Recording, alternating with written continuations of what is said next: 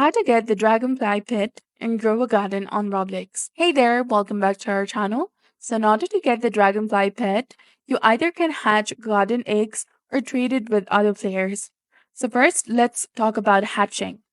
First, you need to get the garden eggs. You can find the eggs during in-game events or buy them in the limited time shop using Robux, and then after hatch the eggs.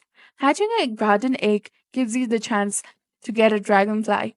Keep in mind that the dragonfly is an ultra rare pet, so it might take a few tries. And another thing you can go for is trading.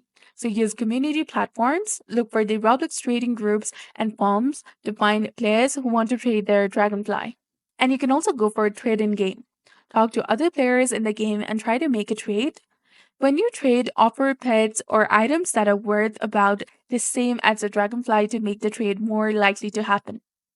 So the tips are you need to be patient as it take a while to get a dragonfly because it's rare. Watch for in-game events that might give you better chance of hatching rare pets like the dragonfly. And you can also join the game's community to find the trading opportunities and get advice.